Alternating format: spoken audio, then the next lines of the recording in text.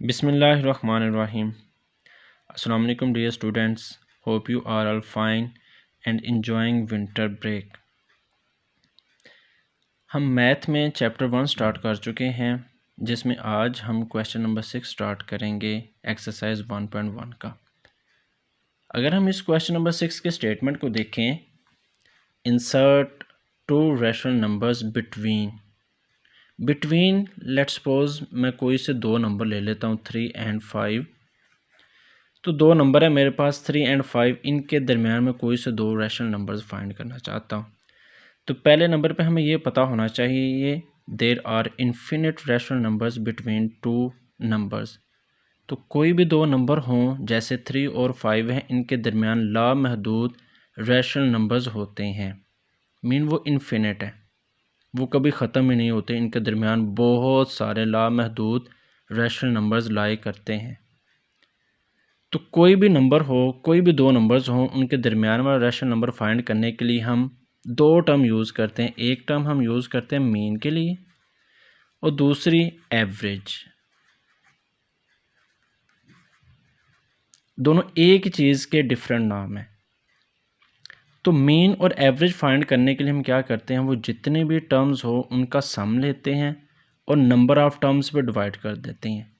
For example ये दो terms हैं तो इनका मीन फाइंड करने के लिए हम दोनों को प्लस करेंगे और 2 पे डिवाइड कर देंगे। और एवरेज में भी हम यही करते हैं। तो अगर इनको मैं प्लस करता हूँ 8/2 तो 4 एक नंबर मेरे पास आ जाता है जो 3 और 5 के बिटवीन लाई कर रहा है। तो इस एग्जांपल से हमें इजीली पता चल जाता है कि 3 और 5 के दरमियान एक नंबर 4 लाई करता है। और हमने इसको फाइंड कैसे किया, उसका मीन एवरेज फाइंड करके। मीन या एवरेज जो मैं पहले ही आपको बता चुका हूँ एक ही चीज़ है। जिस तरह से आप क्रिकेट में एवरेज देखते हैं कि एक प्लेयर ने एक मैच में कितने स्कोर किए, 40 किए, एक में 35 स्कोर किए, एक में 30 किए, तो इसकी एवरेज क्या होगी। 3 टर्म्स हैं, इनको ऐड अप कर लें और कितनी टर्म्स हैं 1 2 3, तो 3 पे डिवाइड कर दें, इसकी एवरेज आ जाएगी। तो अब मेरे पास ये दो नंबर हैं 3 and 5। मैंने मीन फाइंड करके इसका बिटवीन एक नंबर फाइंड कर लिया। अब दूसरा फाइंड करने के लिए मैं क्या करूँगा, अब 4 की मीन फाइंड करूँगा 3 के साथ, तो 4 और 3 के बिटवीन नंबर फाइंड हो जाएगा। या मैं 4 और 5 के दरमियान जो मीन फाइंड करूँगा तो मेरे पास नंबर फाइंड हो जाएगा। फॉर एग्ज़ाम्पल, तो जैसे मैंने कहा अगर हमारे पास दो नंबर्स हैं 3 और 5, तो इनकी एवरेज या मीन जब हम फाइंड करेंगे तो इनको प्लस करेंगे और 2 पे डिवाइड करेंगे। तो हमारे पास जो डाटा है वो डिफरेंट है। जैसे हमारे पास ये सिंबल इंटीजर्स गिवन है 3 and 5, तो इनका मीन फाइंड करने के लिए मैंने क्या किया, 3 + 5 दोनों को प्लस किया, 2 पे डिवाइड कर दिया। मगर जब मेरे पास ये रैशनल फॉर्म में होंगे, जैसे P/Q की फॉर्म में होंगे, 3/5 हो और दूसरा नंबर कुछ इस तरह से हो 7/2 हो, तो फिर इसका मैं एवरेज जो है वो किस तरह से फाइंड करूँगा। तो बिल्कुल वैसे ही मैं करूँगा, इनको प्लस करूँगा और 2 पे डिवाइड करूँगा। अब 2 पे डिवाइड करने के लिए एक तो हम टर्म ऐसे यूज़ कर सकते हैं, फिर हम इसके अलावा हम ऐसे भी यूज़ कर सकते हैं 3 + 5 3/2 3/5 + 7/3।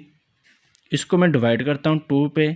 मगर जो सिंपल वे है, जो डिसेंट वे है कि जब हम फ्रैक्शन को 2 पे डिवाइड करते हैं तो हम क्या करते हैं, हम साइड में उसको 1/2 लिख लेते हैं।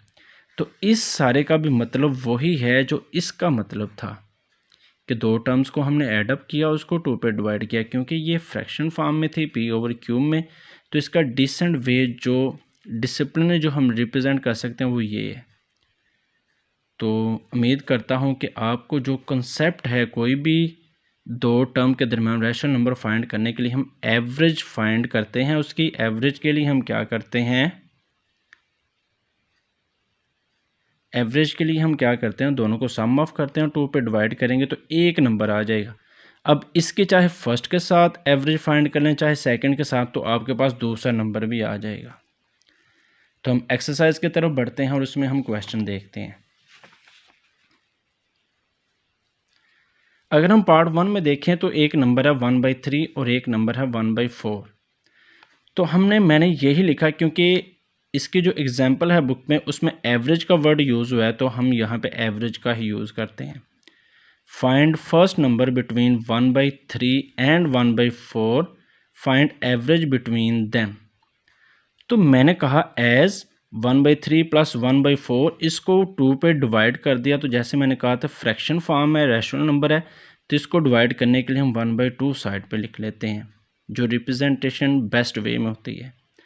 तो अब फ्रैक्शन फॉर्म में हमें पता है कि इनको सम ऑफ करने के लिए आपको एलसीएम लेना पड़ता है, क्योंकि यहाँ पे 3 और 4 दोनों रिलेटिव प्राइम्स हैं। रिलेटिव प्राइम्स कहते हैं जिनमें कुछ भी कॉमन ना हो। तो ये रिलेटिव प्राइम्स हैं, इसलिए इनका एलसीएम फाइंड करने के लिए इनको डायरेक्ट मल्टीप्लाई कर देते हैं। आपको पता है कि एलसीएम फाइंड करना हमने इनिशियल क्लासेस में सीखा हुआ है कि हम इनको फैक्टराइज करते हैं together. 3 1s are 3, 4 as it is, 2 2s are, and again 2 2s are, 2 1s are। तो इनको मल्टीप्लाई किया तो 12 भी आ जाता है। जैसे मैंने आपको पहले कहा था कि 3 और 4 रिलेटिव प्राइम्स नंबर हैं, तो सिंपल वे में इनको डायरेक्ट हम मल्टीप्लाई करके एलसीएम आ जाता है। और आगे हम क्या करते हैं, एलसीएम अब इसका 12 है, फर्स्ट 12 को डिवाइड करें फर्स्ट के डिनोमिनेटर पे, जो आंसर आएगा उसको नोमिनेटर से मल्टीप्लाई कर दें। 3 4s are and 4 1s are, as it is 4 3s are and 3 1s are। अब हमने इसको ऐड अप कर लिया, 4 + 3 7। अब इसको हमने मल्टीप्लाई करना है इसके साथ। तो हमें पता है कि जब ये 7/12 आ जाता है तो इसको ऊपर वाले से मल्टीप्लाई कर दें और इसको नीचे वाले से। तो 7